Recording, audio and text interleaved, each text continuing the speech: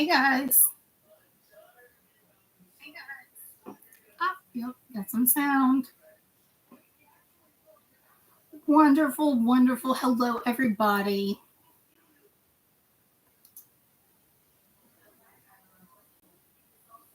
Are you all excited about this eclipse? I'm very excited. I love eclipses. They're kind of my favorite thing. It's been wild. It has been wild. It has been wild. Wild synchronicities, wild eclipse energies and stories. And oh, maybe I should just leave that alone for now. One of these days I'm going to play with this camera when I'm not live, so it's not giving everybody like motion sickness.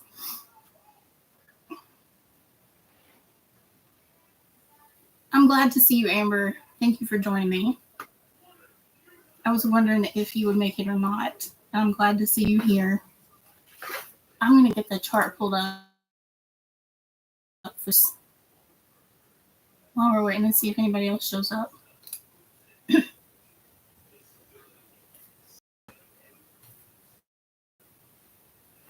Oh, there's the cat. Let's see, it's happening in about 8.5 hours.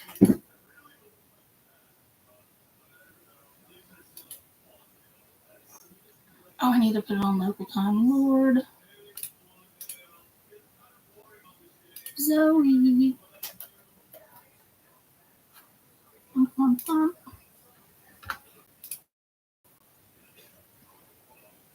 we go, that's better. 30 minutes. The exact time is 1:51 a.m. if you're in the Memphis, Chicago time zone, Central Time in the United States. I know. You like eclipses too, Zoe? Yeah.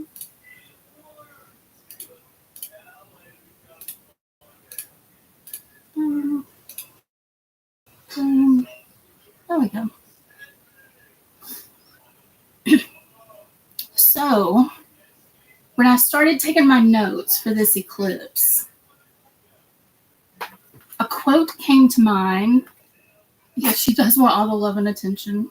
She's a sweet cat, aren't you? Yeah, you're a sweet cat. The quote that came to mind is actually one that is my screensaver on my phone. It's a quote by Lao Tzu, and it says, "When I let go of what I am, I become what I might be." I'll explain that as we go along. The second thing that came to mind was Hecate. Hecate, however you say it. I say Hecate because like Socrates and Hippocrates and all those other Greek people, that's how you say their names when there's an ATE at the end. So I say Hecate, but I think it doesn't matter how you say it, you know? If you're not familiar with her, she's a Greek goddess she's considered a dark goddess of the moon and the crossroads and magic and night and all these amazing, wonderful things that I love with all of my Scorpio placements. And I feel like during eclipses, the moon sort of shows up, especially lunar eclipses. Like the moon shows up in all of her maiden mother crone priestess glory. Like the full embodiment. If you think about the priestess card in tarot, the wisdom and the intuition, this like deep internal hidden unseen resonance, like power. That's how I think about the moon during an eclipse. So it's sort of like Hecate will give us the keys. She will let us use her keys to the crossroads so we can continue on our path if we're willing to look in the mirror and see what the moon is trying to let. But during a lunar eclipse, we get in the way of that reflection, right? during a lunar eclipse, the Earth is directly between the sun and the moon. So lunar eclipses happen during a full moon, and when the Earth gets in the way, it's like the Earth is here, and the sun is over here, and the moon is over here. So the sun is trying to send the light to the moon so it can be fully reflected, but the Earth is in the way. So that's why there's a shadow over the moon. The shadow over the moon is the Earth's shadow. So what are we sort of hiding from ourselves? What are we getting in our way of seeing? That's how I like to think of lunar eclipses.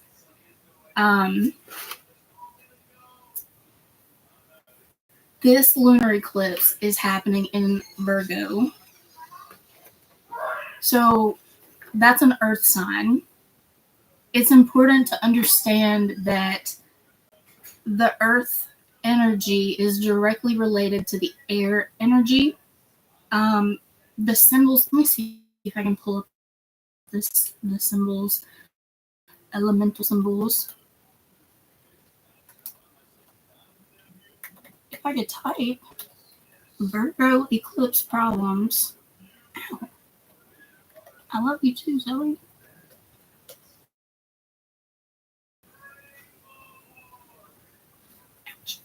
Okay, well, this is a good one. We can just look at this one. Do you know the triangles that I'm trying to talk about? Somebody's Etsy shop. We're going to roll with it.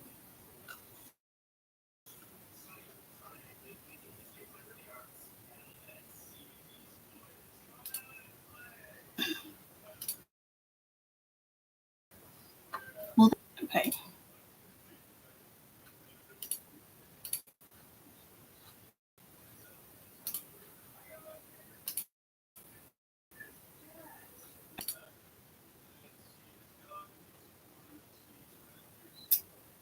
Air, fire, earth, and water. Air and fire are external energies. They need to be expressed externally, so they're mass signs. That's why the triangle is pointing up. Earth and water are feminine, internal energies that are focused inward. That's why the little triangle is pointing down. Fire and water are related.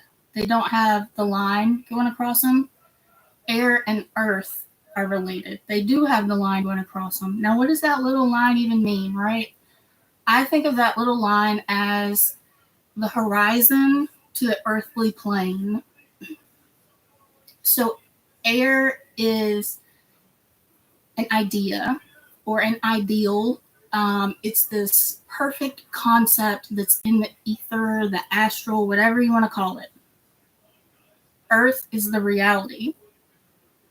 So the whole goal of Earth is to make these ideals, these things that are out in the ether, astral, whatever you want to call it, and bring them into being, into existence. You're going to make these things real world, real material life stuff.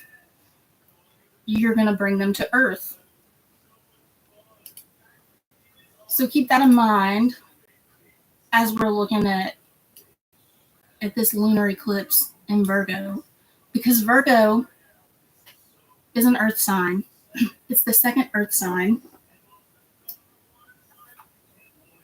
Virgo's role in making these ideals real is it's the way, it's the path, it's how we get there, the instruction, the skill. It's the link between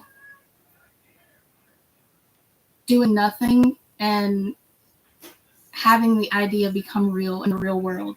So like with Taurus is a fixed energy. It's very still, doesn't move.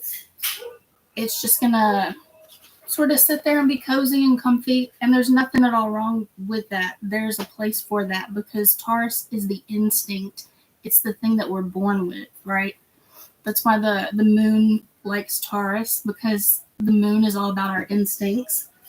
So the moon likes to be in Taurus because Taurus is an instinctual space. And our instincts, like, where do they come from, right? We're born with them. That's why they are instinctual. They are in us already when we're born.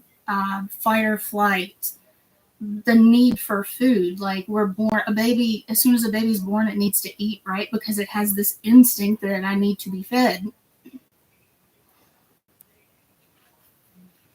Capricorn is sort of like the full realization of what you've built with your earth energy, right? It's the finished manifestation of the ideal.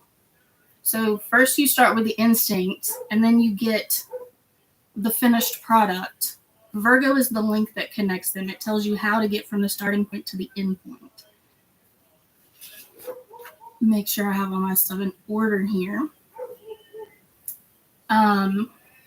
So without the path, without that link between the two, Taurus is not going to move, and Capricorn is not going to know what the fuck it's doing. It's just going to be building for building's sake and not really have a direction to move.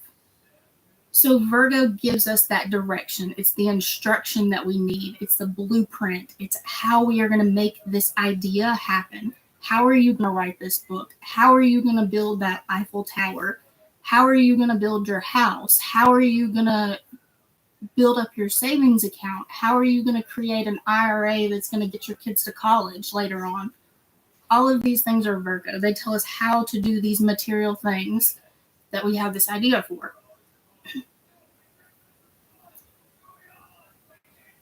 The thing with Virgo, the thing it gets hung up on is sometimes when we're thinking about how we want things to be, this grand idea, this amazing thing that we want to create, that we want to bring into existence, it doesn't always work out exactly how we want it. If you have ever tried to draw a picture or remodel your house or do winged eyeliner or get your hair cut a certain way based on a picture that you've seen, or like you saw this outfit on somebody and it looked really great and you want to look like that too, so you get the same outfit, you find out real quick that the idea of the way you want something to be or the way you're hoping that it's going to turn out is not how it turns out in actuality. And that's okay. It's not supposed to be. Virgo has to, when you're in this Virgo space, you have to not get caught up in being overly critical of what you consider to be like failures, or when things are less than up to your standards.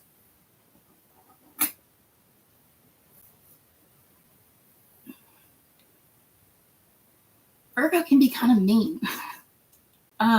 It doesn't mean to be, because it's very, like I said, it's just the blueprint. It's just IKEA instructions, okay? They're not trying to be mean. They're just trying to tell you how to do it. So this space, if you want to think of Virgo, when I think about a Virgo space, I think about any sort of instruction manual, or like the card catalog at the library. My favorite is a Microsoft Excel spreadsheet.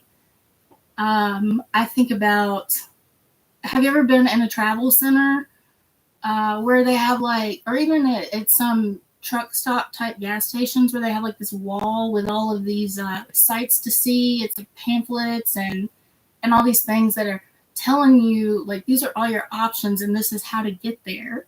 That's a Virgo space to me. So when we're looking at the Virgo space, the key is to balancing what we would like to do with what we can actually do, or what is realistic versus what is not realistic at all. There's a saying, perfect is the enemy of good enough. Sometimes we have to recognize what is good enough and not get so focused on the details of perfectionism that we forget to look at the whole big picture. We sort of forget the overall goal of what it is we're trying to build.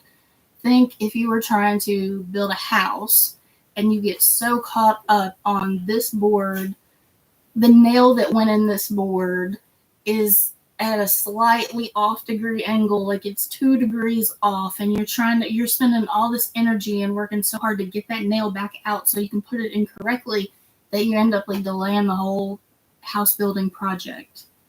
That's what you have to be careful of in Virgo space.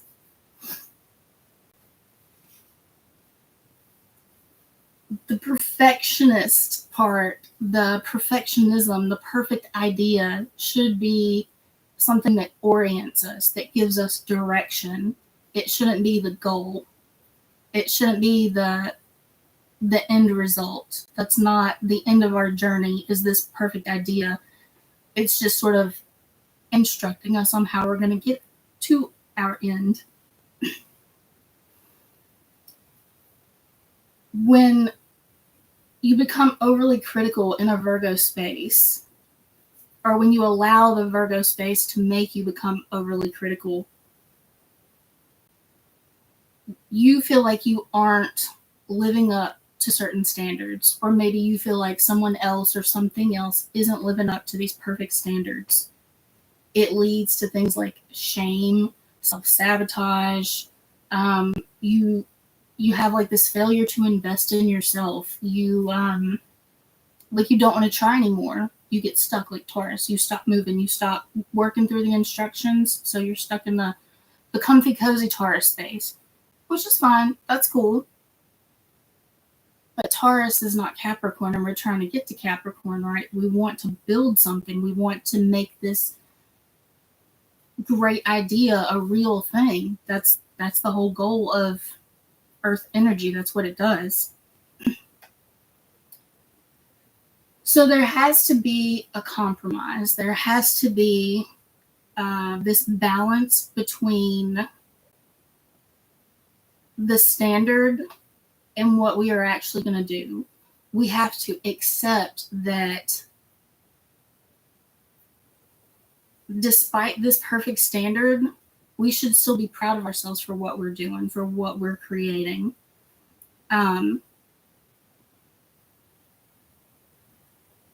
Stephen Forrest says, I'm paraphrasing, the outward manifestation of skill triggers an inward condition of dignity and self-respect.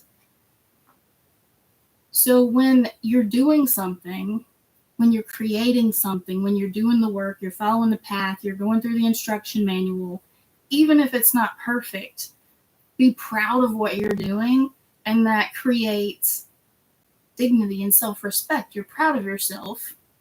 That's how we should be. We should be proud of what we should judge ourselves more on what we have accomplished than what we perceive as our failures. And I use the word perceive very intentionally because that is what the moon is.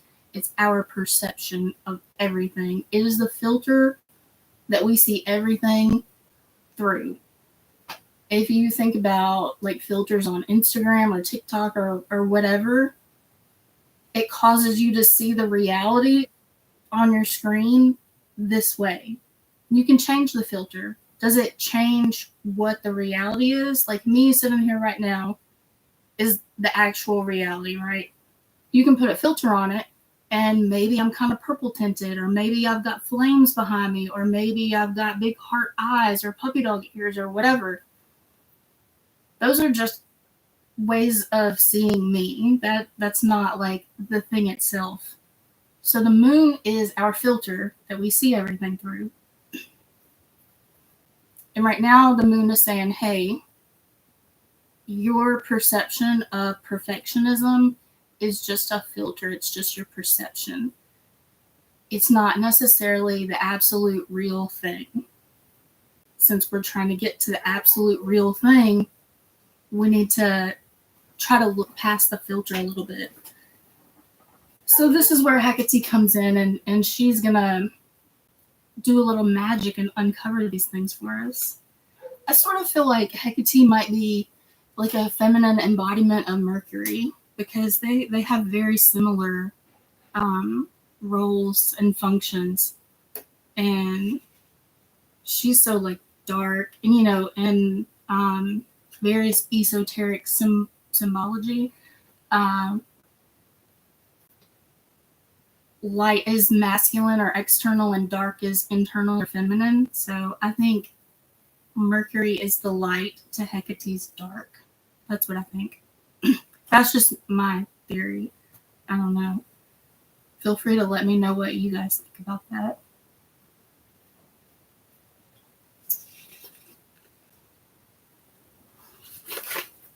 So when we're talking about this lunar eclipse,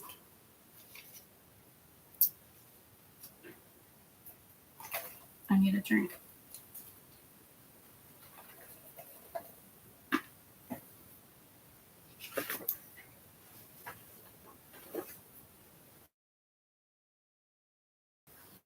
The main thing, the main takeaway, well, before I say that, let's talk about the dragon, right? Because that's what even makes it an eclipse to begin with, is the dragon.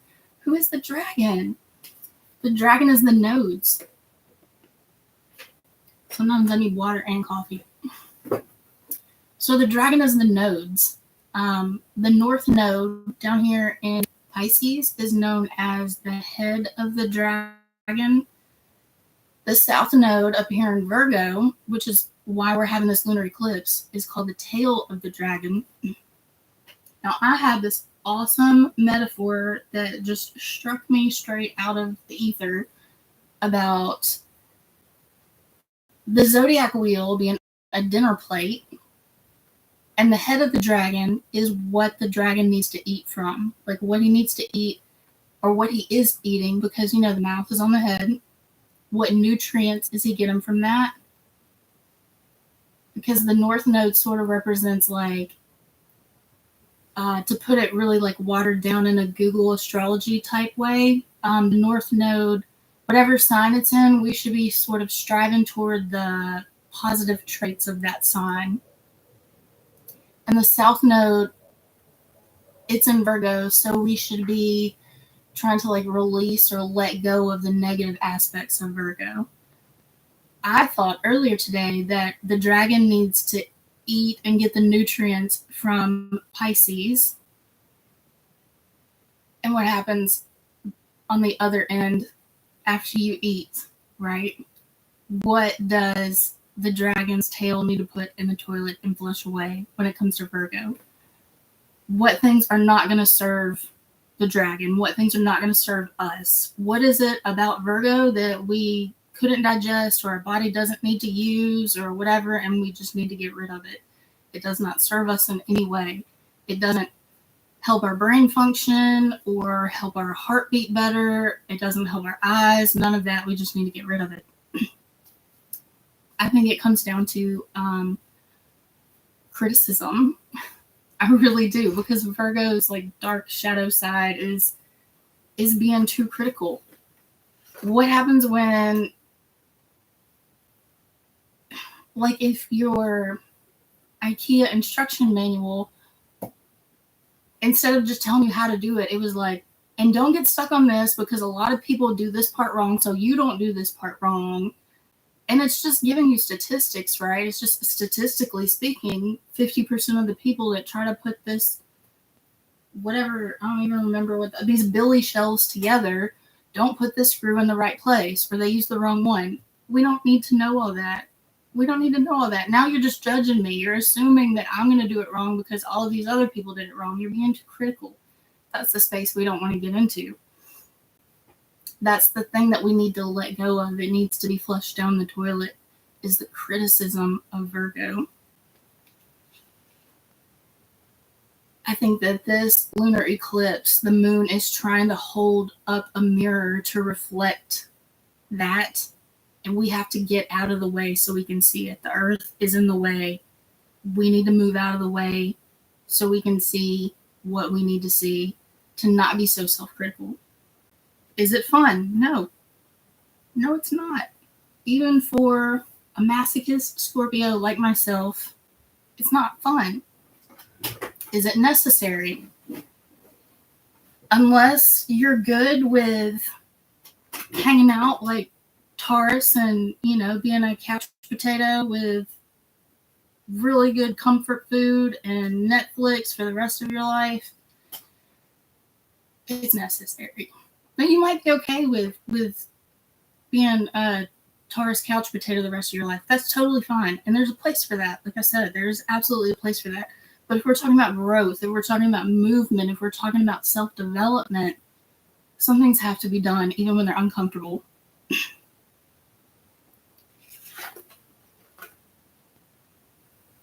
I think a really good way to do this is to, because Virgo is the instruction manual, right? Somebody's going to show you how to do it, and in return, you show somebody else how to do it. Or think about skill, because instruction, instruction leads to skill. You develop your skill through instruction.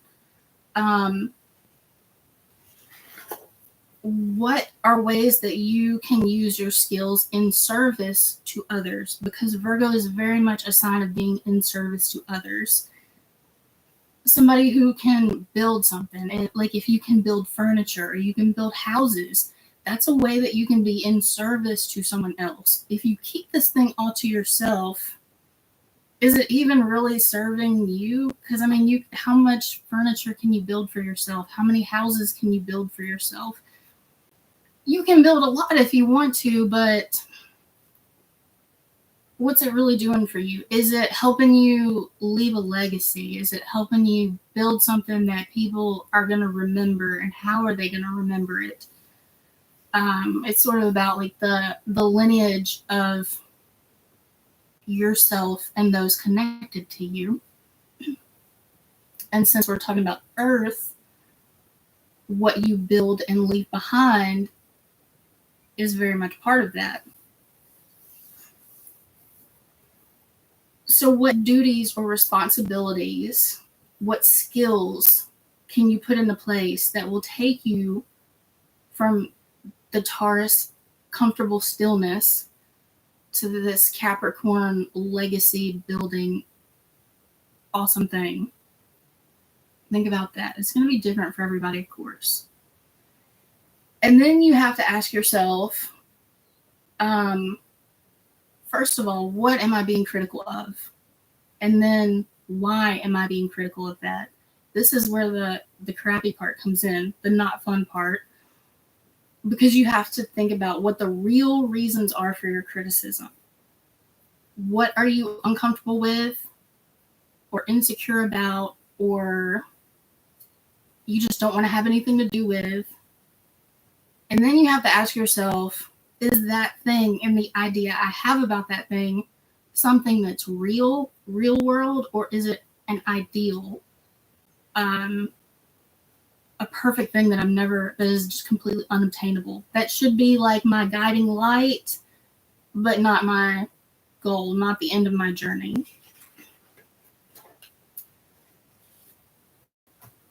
I feel like there's a lot of support for us to do this with this eclipse. First of all, the sun is directly across from the moon during a full moon, right? So you've got the sun over here, and you've got Saturn over here, and you've got the North Node over here. So if we talk about, the North Node and the South Node, like leave this behind and move toward this type stuff, the North Node is already there to help pull us away from the crappy Virgo stuff, Oh my gosh, I'm so funny. The stuff that needs to be flushed down the toilet. Like the moon is already helping us do that. With the North Node is already helping us do that because it's opposite the moon right now, right? It's opposite South Node. The sun is there just being the battery that it is, powering everything up to do this. Saturn is bringing in the structure. Saturn is a Capricorn ruler, the ruler of Capricorn. So it's like, hey, this is the thing you want to build. It's over here.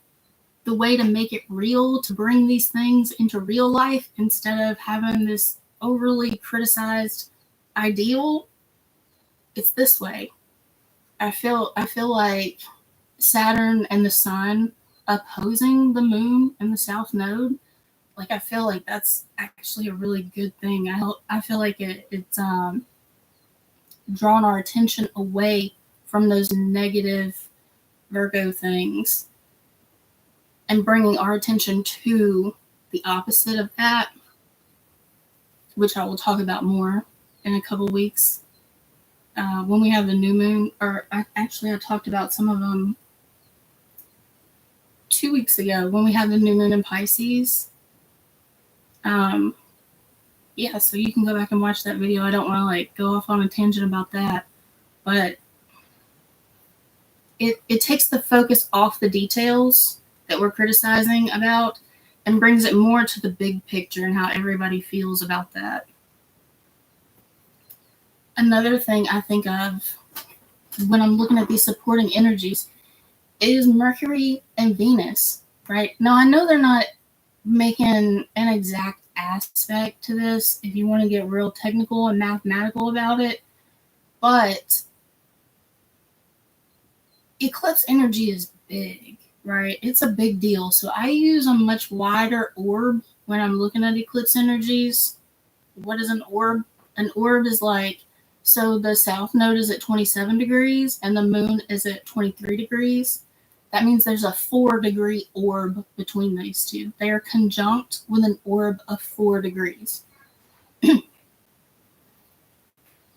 So when you look at like Mercury and Venus and even Chiron over here, they're not really in opposition because it's not 180 degrees, but because this is a big eclipse energy, I consider all of these planets down here, Saturn, the Sun, the North Node, Neptune, Venus, Mercury, and even Chiron, to be in opposition of the lunar eclipse with the moon in the South Node. So all of these things are sort of working together to pull us away from the stuff in Virgo that we don't really need to have anything to do with. It's not serving us. That needs to go in the toilet. I just had an image of like everybody cheering on the kid that's potty training. Yeah, you're only going to use the big potty. Get it out, kid. That's kind of what these guys are doing. You got a whole cheering section. I hope the eclipse is okay with having an entourage cheering them on. Now, what about Mercury and Venus? I might have to turn on a lamp. I thought the sun would stay up later, but if it gets too dark, I'll turn on a lamp. What about Mercury and Venus, right? Because they're pretty close together here. We've got 7 degrees for Mercury and 9 degrees, or 7 degrees for Venus, and 9 degrees for Mercury. Well, when Mercury and Venus get together in Aries, they cut through all the bullshit, right? Venus is like, this is how I feel. This is what I need. And Mercury's like, this is how I feel. This is what I need. There's that very open, honest communication that's going on about what is needed, because Venus is your emotional connection. It's what you need, what brings you pleasure, that sort of thing. And Mercury is the communication of those things, the logistics, how to make it happen. So there's a real blunt conversation going on here, but it's got to be a conversation. The thing with Aries that you have to be careful of is taking all the attention. Aries doesn't have the longest attention span. Aries doesn't think about what it says before it says it. Aries is go, go, go, go, go, move on to the next thing. And when Venus and Mercury are together, they're great at communicating their needs and expectations. They're great at not sugarcoating it, at just laying it out there, open and honest, like I said. But they have to learn to communicate with patience and respect. You don't mean to hurt somebody's feelings. You didn't think about the way you said it could be hurtful because you said it before you really thought about it. So we have to think about what we say. Think about, are we being ignored? Are we ignoring somebody else? while we're communicating our needs and expectations, are we being dismissive or are we being dismissed? Are we being taken for granted? Are we taking them for granted? These are things that destroy trust, right? There's you have no affection for somebody who treats you that way. And we need that affection, we need that trust because it builds the bridge, right? Here's another earth thing. We're going to build a bridge, and the bridge is Virgo, okay? So in order to build this bridge, whether it's a bridge, like say the thing that you're being really critical about, right? Here's the ideal and here's the reality. We need to build a bridge across these two, and the bridge is Virgo. Is this a very critical bridge? If so, it's not gonna, if you're nitpicking how somebody walks across that bridge or how you were walking across that bridge, nobody wants to walk across the bridge. If you spend so much time nailing this board down in the exact way that you think is perfect, the bridge isn't even going to get built. Perfect is the enemy of good enough. We need to get a good enough bridge up to where we can have this open communication, this open, honest communication about how we feel and what we need. Even if you're having that conversation with yourself. We don't want to have empty conversation. And there's not going to be any empty communication between these guys because, I mean, you're talking about Venus and Mercury. Everything is going to be full of emotion and feeling. Sometimes that's fun, sometimes not. Sometimes it's what we need. Sometimes we like talking about our feelings, and sometimes we don't. But the bridge is the Virgo communication. This could be like, maybe you don't agree with somebody because they do not live up to your ideal of what they should be doing or how they should be acting or who they should be. The role that they're in, whatever it is, you just don't think they're living up to that. They're not meeting your standards. Well, what is it about that that's not meeting your standards? Communicate open and honestly with patience and respect to build the bridge, right? And ask yourself, is this something that I am being overly critical about? Is it something that I need to be more realistic about? And it doesn't have to just be somebody else. Like I said, it could be with yourself. What are some things about yourself that you are way too critical about? I used to be so critical about every little thing. And here's some real detailed Virgo stuff for you. I worked in the restaurant business for a long time. And when you're in a restaurant kitchen, things are very organized. There's a lot of Virgo energy going on there, right? So in my kitchen, I like for the labels to face out. I like for, all of this thing, if I have more than one container or can or bottle or jar or whatever, I like for those things to be grouped together. And I also arrange them based on expiration, first in, first out. If you've been in the business, the things that need to be used first get used first. So they're in the front. And then what needs to be used next, because it's going to go bad next, is behind that, and so forth and so on. I used to get so irritated when people helped me put groceries away because I would just have to go back behind everybody and turn my labels and reorganize everything. Why couldn't I just be grateful for the help? And did they have to be that way? I mean, it's not a restaurant kitchen, but like, is it really that big a deal? I have to find the compromise. I have to find the blueprint for the compromise. Like, how do I even get to this compromise space? Because at the end of the day, do I, like Dr. Phil says, do I want to be right or do I want to be happy? And what I think is right, like, to me, that means perfect. You want things to be perfect? You want them to be right? Or do you want to be happy? And you have to balance that out. You have to say, like, what is important to me? What is most important to me and why? what can I relax on a little bit? Or what do I maybe need to kick myself in the butt with and like encourage myself? How can I use my skills and service for others or use them in a better way instead of just sitting here and not doing anything with them? That's what I think about that. What do you guys think about that?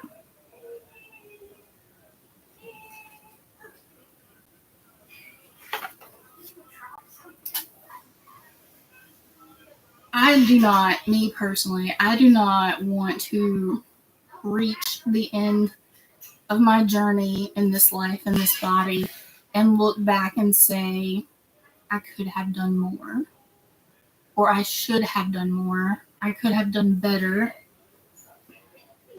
I want to look back and say, that was good enough, and I'm proud of what I did accomplish, and look at all the people that it helped. Look at how it's going to live on when I'm not, you know? I don't know. That's sort of how I feel about it. It's hard to let go of perfectionism. It really is. It makes you either, I feel like even like psychology, you know, if you think about perfectionism through the lens of psychology, somebody who is a perfectionist, that manifests itself either you don't do anything, you just freeze and you don't do anything, which is what I have a tendency to do, or you try to do all the things and get nothing accomplished. So you're just like wasting all this energy and you don't really get anything done. It's just busy work. So you either go Taurus or you go Capricorn. Taurus with no motivation, or Capricorn with no structure, no path, no instruction. Yeah, that's what I think about that. I didn't even talk about Neptune over here. I feel like Neptune pulls in,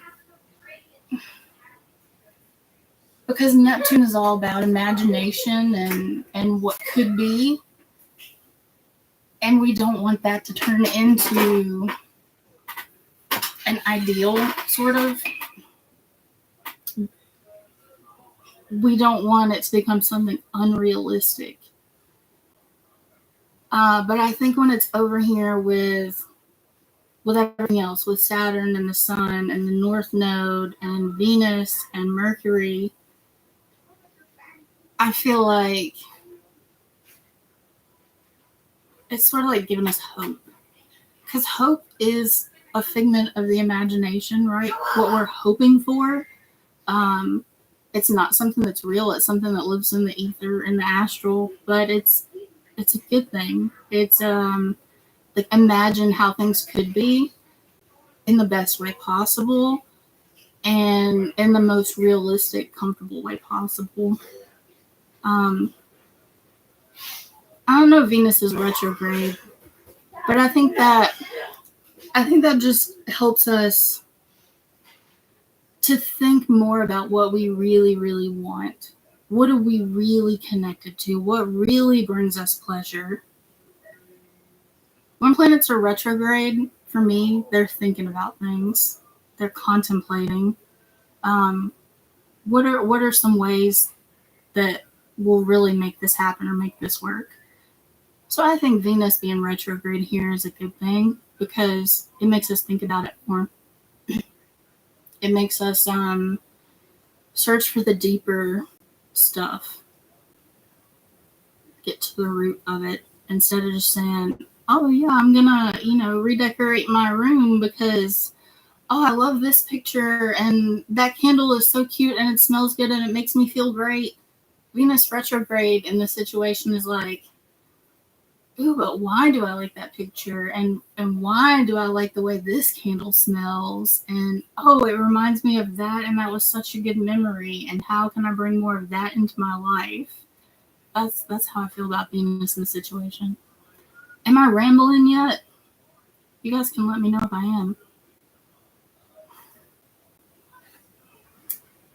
am. I think that's all I want to say about the retrograde. Should I talk about Chiron? We can do it. Why not? Chiron is called the wounded healer in astrology. Chiron is a centaur in mythology who overcame his animal instinct, his baser desires. Is that how you say that? Using reason, intelligence, which became wisdom. I think, well, wisdom is like when you mix knowledge with experience, right? It's when you mix air and earth. I think that's when wisdom happens. So yeah, that's very valid for this eclipse. When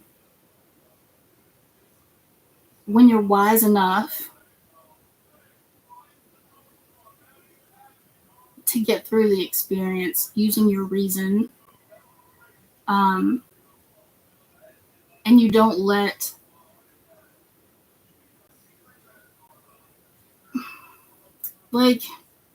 somebody who's fresh out of learning about something new, right? Like whether you went to college to learn it, or you just took this course, or you just read this book about it, whatever it is, you just learn this thing new. So you have the knowledge, right? You have the idea of it. What do they call it? The theory. That's what they call it. Like I was in cosmetology school and high school. We had like a VOTEC school, a vocational school in our high school. And we had to learn the theory before we could do the practical stuff. So we had to learn all about how to cut hair and color hair and freaking pin curls. We spent so much time on pin curls. But how do I apply that in a practical sense, right? Sometimes some of your knowledge has to go out the window when you get to the real world situation and you have to figure this stuff out. And that's where the wisdom comes in. That's when you really learn. And then you're able to like pass it on to somebody else and teach them. I think that's important that we talk about that when we talk about Chiron, especially in this situation. Because that's what you have to do. You can't be stuck on, when I was learning the theory, the book said you had to do it this way. Well, that way is not working right now in this real world. So we need to figure this out. We can use that as a structure, as an instruction manual type thing, whatever, but we need to figure out how to do this exact thing right now in the real world. So where's the compromise in the way to do it the right way, the process, and what is actually going on? You have to compromise, and that leads to wisdom. Maybe I'll make a quote about that. Wisdom is when air and earth compromise, or something cheesy. But that's it. That's all I have for this awesome lunar eclipse. So work with it. Don't be afraid to work with it. I love this type of stuff, but like I said, I'm a masochist Scorpio. So it is what it is. Take what you can handle. If you can't handle it, don't worry about it. If you just like hearing about it and you don't want to do anything with it, that is totally cool. That is whatever you want to do or don't want to do. Yeah, I'm here for it. But let me know if you have any questions in the comments or message me or whatever. And I will see you guys in a couple more weeks when we get to the new moon. Take care.